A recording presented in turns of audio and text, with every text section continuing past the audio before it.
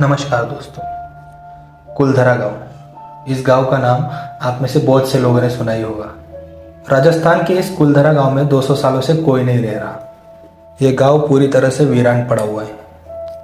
आज मैं कुलधरा गांव से जुड़ी एक ऐसी सच्ची कहानी लेके आ गया हूँ ना, जो अब तक अनसुनी थी, और वही कहानी मैं आज आप सबको बताने वाला हूँ।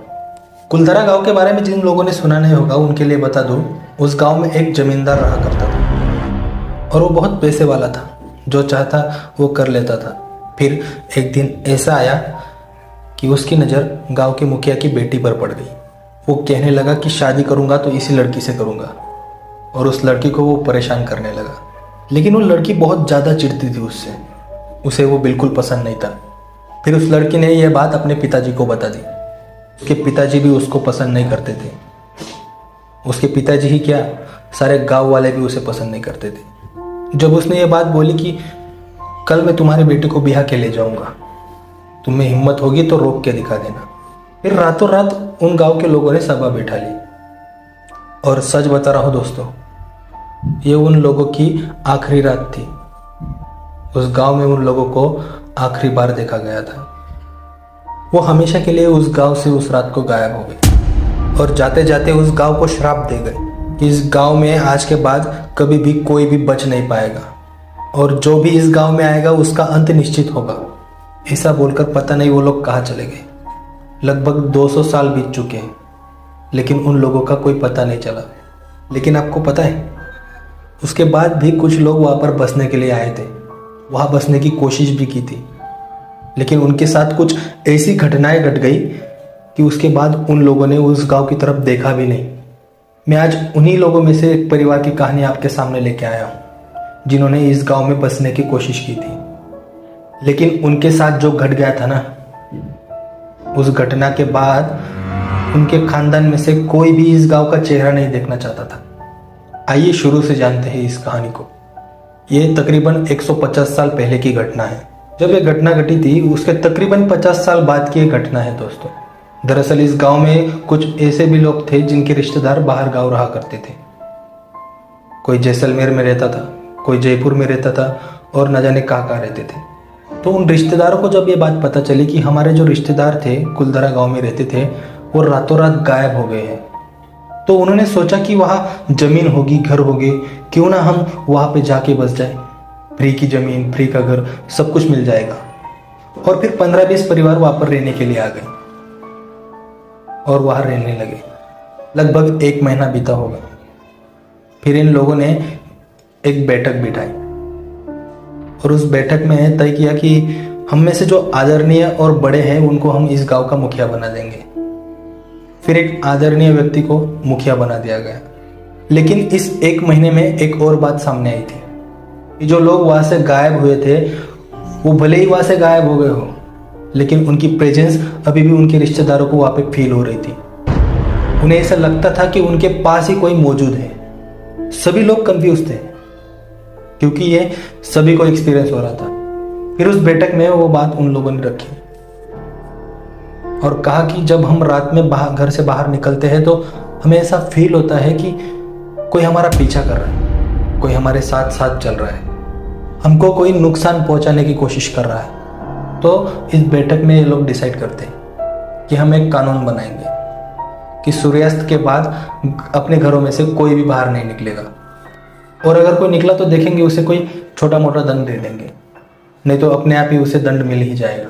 क्योंकि हमें ऐसा एहसास होता है कि कुछ आत्माएं यहाँ पर भटकती हैं। तो उन लोगों ने घबरा कर ये डिसाइड कर लिया कि रात के वक्त घर से बाहर कोई भी नहीं निकलेगा।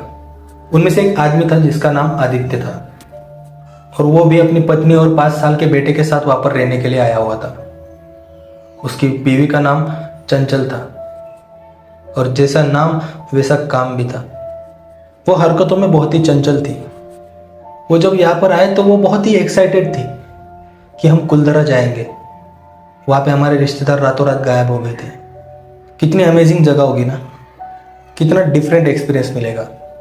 मतलब उसका ऐसा था कि वो ऐसी चीज़ों से बहुत ही एक्साइटेड होती थी, क्योंकि बात ही ऐसी थी। कोई भी व्यक्ति अगर सुने तो उसे ऐसा ही लगेगा कि अचानक से ऐसे लोग कैसे गायब हो गए यार। और चंचल यहाँ पर आई थी तो उसका मन बहुत ही चंचल हो रहा था, कि कुछ तो यहाँ पर देखूं और कुछ तो एक्सपीरियंस करूं। और जो आदित्य था वो पहले जैसलमेर में मूर्तियों को कलर करने का काम करता था, मतलब आर्ट्स का ही काम था।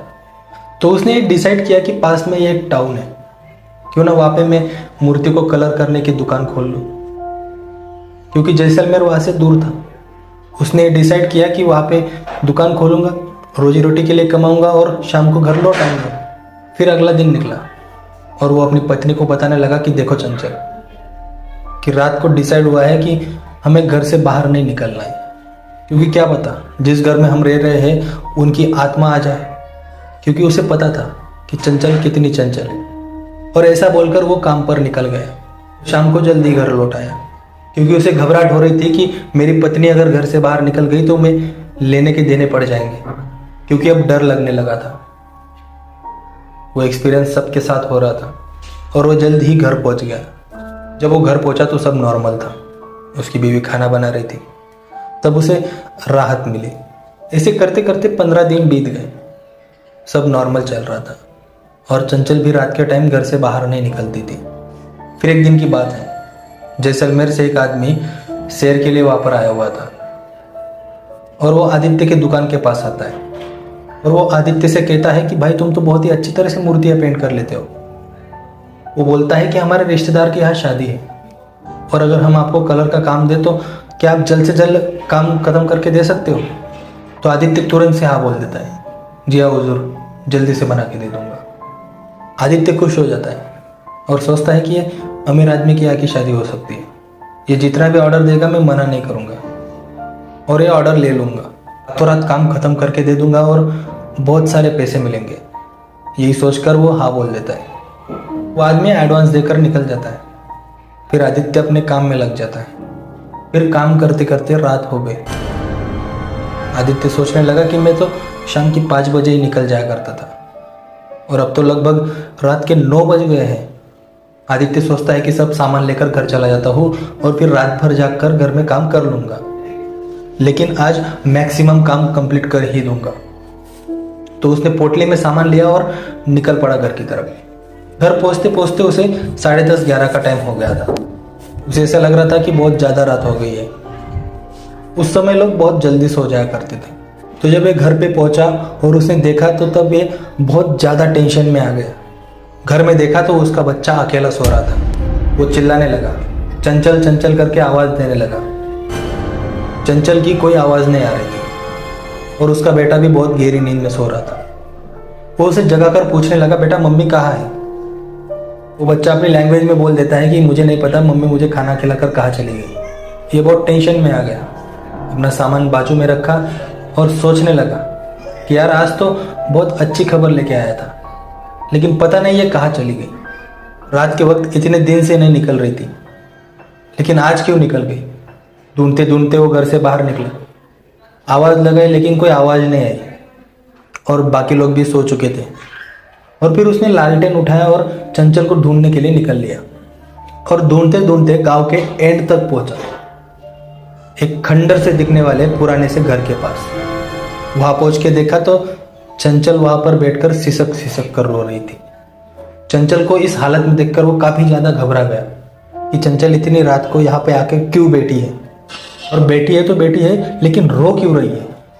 वो भागते भागते चंचल के पास पहुंचा और पूछने लगा, चंचल क्या हुआ, क्यों रो रही हो और यहाँ आकर क्यों बैठी हो? फिर चंचल रोते हुए बोलती है, देखिए ना, वो लोग मेरे सामने जलकर खाक हो गए, लेकिन मैं उन्हें बचा नहीं पाई, देखिए ना। वो बोलता है, किसकी बात कर रही हो चंचल? यहाँ तो कोई भी नहीं है, ये घर एक खंडर है, चलो उठो घर चलो, यहाँ पर बैठना सही नहीं है। और उठाकर ले आया घर पे। और घर पे आया तो चंचल की रो रो कर हालत खराब हो गई थी। जैसे तैसे करके उसने चंचल को सुला दिया। उसको तो रात भर नींद नहीं आई, थोड़ी बहुत झपक लगी और 4 बजे नींद खुल गई। जब उठा और देखा तो चंचल का शरीर बहुत ज़्यादा तप गया था। वो चंचल को बोला, चंचल तुम ठीक हो ना? क्योंकि आज मेरा काम पे जाना बहुत ज़रूरी है, क्योंकि हमें बहुत बड़ा ऑर्डर मिला है। वो काम बहुत ही ज़रूरी है क्योंकि हमने उनसे एडवांस भी लेके रखा है। चंचल बोलती है, सब ठीक है, मैं अपने आप को संभाल लूँगी, आप जाइए काम पे। ऐसा लग रहा था कि चंचल को वो रात की बात याद नहीं थी और आदित्य भी उस बात को बोलना नहीं चाह रहा था। फिर वो जल्दी जल्दी तैयार हुआ और काम पर निकल गया और अपनी दुकान खोला और काम में लग गया। लेकिन उसका पूरा ध्यान घर पर ही था। शाम का वक्त हुआ 4:30 बजे और सारा सामान पैक करके वो अपने घर की ओर निकल लिया। घर पे पहुंचा तो ये पाया कि चंचल घर में बैठकर रो रही थी। चंचल को देख के इसे ऐसा लगा कि इसे कहीं रात का सब कुछ याद तो नहीं आ गया।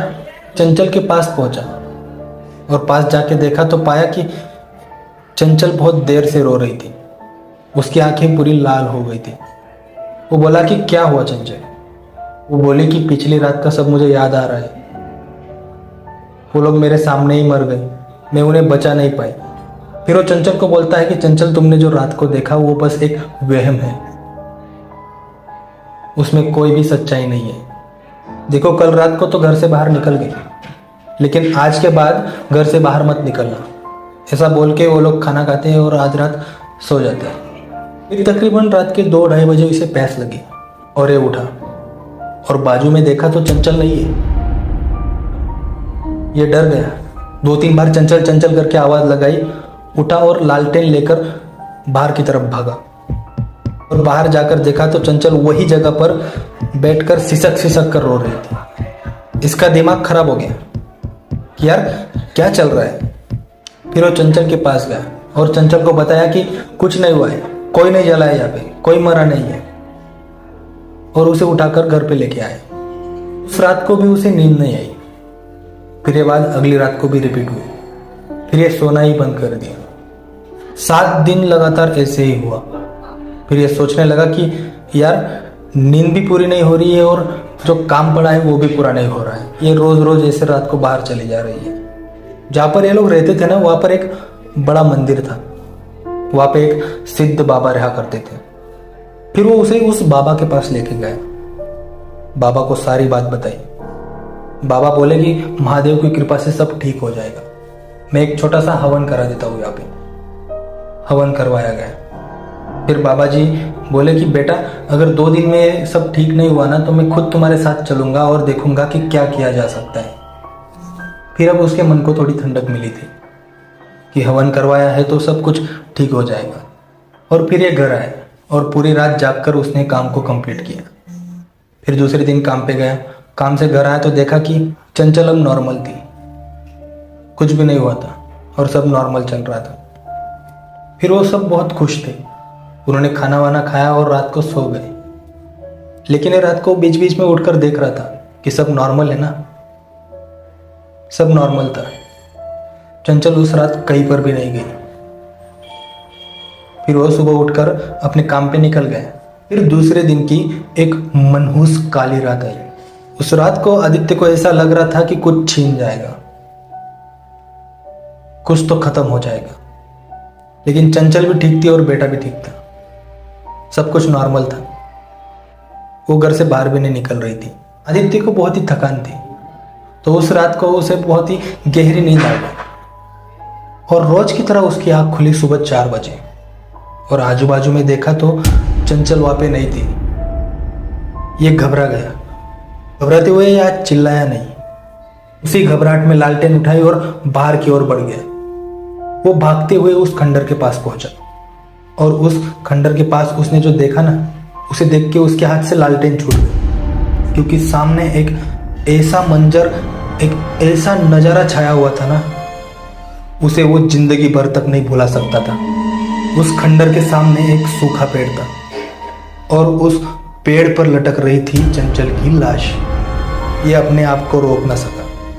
ये इतनी जोर से चिल्लाया कि इसकी चीख सुनकर सारे गांव वाले उसके पास पहुंचे। चंचल की लाश को वहां से निकाला गया और विधिवत तरीके से उसका अंतिम संस्कार किया गया।